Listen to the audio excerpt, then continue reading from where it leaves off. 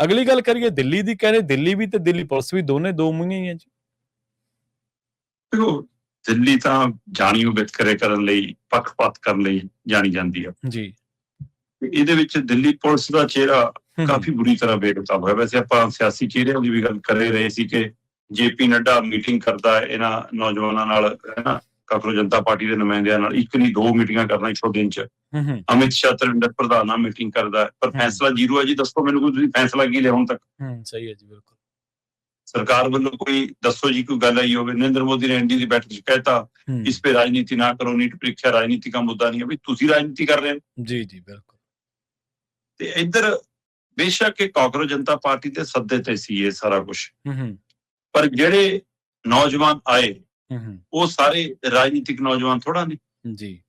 ਕੋਈ 12ਵੀਂ ਚ ਪੜ੍ਹਦਾ ਜਵਾਕ ਹੈ, ਕੋਈ ਕਾਲਜ ਪੜ੍ਹਦਾ ਜਵਾਕ ਹੈ, ਕੋਈ ITI ਚ ਹੈ, ਕਿਸੇ ਨੇ ਨੀਟ ਦਾ ਪੇਪਰ ਦੇਣਾ ਹੈ, ਕਿਸੇ ਨੇ ਦਿੱਤਾ ਹੈ ਨਾ, ਕੋਈ ਅਗਲੀ ਪੜ੍ਹਾਈ ਕਰ ਰਿਹਾ, ਕੋਈ ਕਿਸੇ ਖੇਤਰ ਦਾ, ਕੋਈ ਕਿਸੇ ਕਾਰਨ ਕਰਕੇ। ਸੋ ਜਿਹੜੀ ਇਹ ਨੌਜਵਾਨ ਪੀੜ੍ਹੀ ਹੈ ਇਹ ਸਿੱਧੇ ਰੂਪ ਚ ਕੋਈ ਧਿਰ ਨਹੀਂ ਹੈ ਜੀ ਜੀ। ਤੇ ਉਹ ਆਪ ਬਹਾਰੇ ਬਿਨਾਂ ਕਿਸੇ ਯੋਜਨਾ ਦੇ, ਬਿਨਾਂ ਕਿਸੇ ਤੈਅ ਪਲਾਨ ਦੇ ਜੇ ਵੱਡੀ ਗਿਣਤੀ ਚ ਨੌਜਵਾਨ ਨਿਕਲ ਕੇ ਆ ਰਹੇ ਤਾਂ ਮਤਲਬ ਉਹਦੇ ਅੰਦਰ ਕਿੰਨੀ ਫਰਸਟ੍ਰੇਸ਼ਨ ਹੈ। ਇਹਨੂੰ ਸਿਸਟਮ, ਸਿਆਸਤਦਾਨ, ਸਰਕਾਰਾਂ, ਤੰਤਰ ਜੰਤਰ ਸਮਝਣਾ ਹੀ ਨਹੀਂ ਚਾਹੁੰਦਾ ਜੀ। ਤੇ ਪੁਲਿਸ ਨੂੰ ਪੜ੍ਹਾਇਆ ਹੀ ਇਹੋ ਜਾਂਦਾ ਕਿ ਬਸ ਜਿਹੜਾ ਆਵੇ ਉਹਦੇ ਡਾਂਗ ਮਾਰੋ। ਕਿ ਉਹਨਾਂ ਦੇ ਅੰਦਰ ਸੰਵੇਦਨਾ, ਸਮਝ ਖਤਮ ਹੋ ਜਾਂਦੀ ਹੈ। ਜੇ ਉੱਪਰਲੇ ਆਕਾ ਨੇ ਵੀ ਹੁਕਮ ਦੇਤਾ ਤਾਂ ਤੁਹਾਡਾ ਆਪਣਾ ਦਿਮਾਗ ਤਾਂ ਹੁੰਦਾ ਕਿ ਤੁਸੀਂ ਉਸ ਮਸਲੇ ਨੂੰ ਕਿਵੇਂ ਨਜਿੱਠਣਾ। ਬਿਲਕੁਲ ਸਹੀ। ਜੇ ਉਹ ਧਿਰ ਹਿੰਸਕ ਨਹੀਂ ਹੋ ਰਹੀ, ਸਾਹਮਣੇ ਵਾਲਾ ਪ੍ਰਦਰਸ਼ਨਕਾਰੀ ਨਾਅਰੇਬਾਜ਼ੀ ਕਰ ਰਹੇ ਨੇ, ਤੇ ਉੱਥੇ ਪੱਥਰਾਂ ਦੇ ਟਿੱਪਰ ਭਰ ਕੇ ਕੌਣ ਲੈ ਕੇ ਆਇਆ? ਪੁਲਿਸ ਲੈ ਕੇ, ਕਿਉਂ ਲੈ ਕੇ? ਜੀ ਸਹੀ। ਪੁਲਿਸ ਵਾਲਿਆਂ ਦੇ ਹੱਥਾਂ 'ਚ ਪੱਥਰ ਨੇ ਤੇ ਉਹ ਰਾਹ 'ਚ ਬੈਠਿਆਂ ਦੇ ਉੱਥੋਂ ਖਦੇੜ ਤੇ ਜੀ ਇੱਕ ਵਾਰ ਨੌਜਵਾਨ ਕਿਤੇ ਹੋਰ ਬੈਠੇ ਨੇ, ਉੱਥੇ ਜਾ ਕੇ ਵੀ ਪਹੁੰਚ ਕੇ ਡੰਡੇ ਮਾਰ ਰਹੇ ਨੇ। ਚਲੋ ਇੱਥੇ ਤੱਕ ਵੀ ਹੋ ਗਿਆ।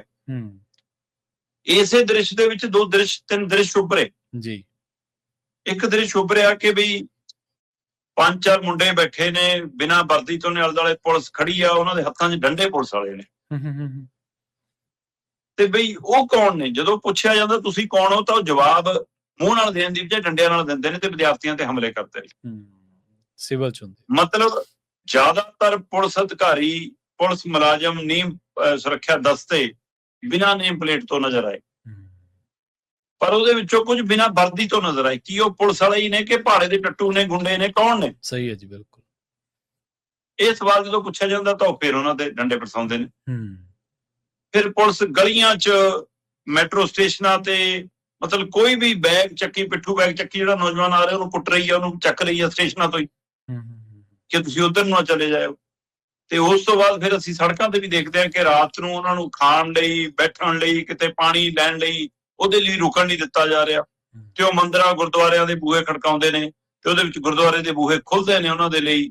ਤੇ ਉੱਥੋਂ ਸਿੱਖ ਨੌਜਵਾਨ ਬਾਹਰ ਆਉਂਦੇ ਨੇ ਕਿ ਇੱਥੇ ਸੜਕ ਤੇ ਵੀ ਬੈਠੋ, ਅਸੀਂ ਖੜੇ ਹਾਂ, ਕੌਣ ਦੇਖਦੇ ਹਾਂ, ਤੁਹਾਨੂੰ ਕੌਣ ਰੋਕਦਾ, ਕਰੋ ਪ੍ਰਦਰਸ਼ਨ। ਇੱਕ ਹਸਪਤਾਲ ਦੇ ਵਿੱਚੋਂ ਸ਼ਰਨ ਲੈਂਦੇ ਨੇ, ਉਹ ਪੰਜਾਬੀ ਸਿੱਖ ਨੌਜਵਾਨਾਂ ਦਾ, ਸਿੱਖ ਬਜ਼ੁਰਗਾਂ ਦਾ ਹਸਪਤਾਲ ਹੈ, ਤੇ ਪੁਲਿਸ ਉਹਦਾ ਗੇਟ ਤੋੜਨਾ ਚਾਹੁੰਦੀ। ਉਹ ਕਹਿੰਦੇ ਨਾ, ਬਾਹਰ ਕਰ ਲਿਆ ਜੋ ਕਰ ਲਿਆ, ਅੰਦਰ ਨਹੀਂ ਆਉਣ ਦਿਆਂਗੇ, ਅੰਦਰ ਨਹੀਂ ਹੋਣ ਦਿਆਂਗੇ।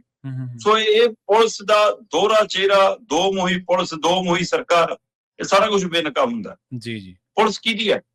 ਦਿੱਲੀ ਦੀ ਪੁਲਿਸ ਕਿਹਦੀ ਹੈ? ਅਮਿਤ ਸ਼ਾਹ ਦੀ। ਦਿੱਲੀ 'ਚ ਸਰਕਾਰ ਕਿਹਦੀ ਹੈ? ਅਮਿਤ ਸ਼ਾਹ ਦੀ।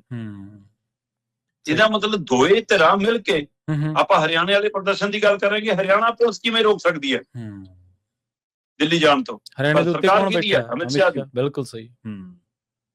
ਤੋ ਇਸ ਲਈ ਇਹਦਾ ਮਤਲਬ ਤੁਸੀਂ ਦੇਸ਼ ਦੇ ਨਾਗਰਿਕਾਂ ਨਾਲ ਜਿਹੋ ਜਿਹਾ ਵਿਵਹਾਰ ਕਰ ਰਹੇ ਹੋ, ਇਹ ਸਪਸ਼ਟ ਹੋ ਗਿਆ ਕਿ ਤੁਹਾਤੋਂ ਕਿਸਾਨੀ ਦਾ, ਮੁਲਾਜ਼ਮਾਂ ਦਾ, ਵਿਦਿਆਰਥੀਆਂ ਦਾ ਭਰੋਸਾ ਉੱਠ ਚੁੱਕਿਆ। ਤੁਸੀਂ ਹਰ ਮਸਲੇ ਦਾ ਹੱਲ ਡੰਡੇ ਨਾਲ ਕਰਨਾ ਚਾਹੁੰਦੇ ਹੋ। ਕਿੰਨੀ ਦੇਰ ਦਬਾਓਗੇ? ਇਹ ਨਾ ਹੋ ਜਾਵੇ ਕੱਲ ਨੂੰ ਨੇਪਾਲ ਬਣ ਜਾਵੇ ਤਾਂ ਫਿਕਰ ਵੱਧ ਰਿਹਾ। ਜੀ ਬਿਲਕੁਲ।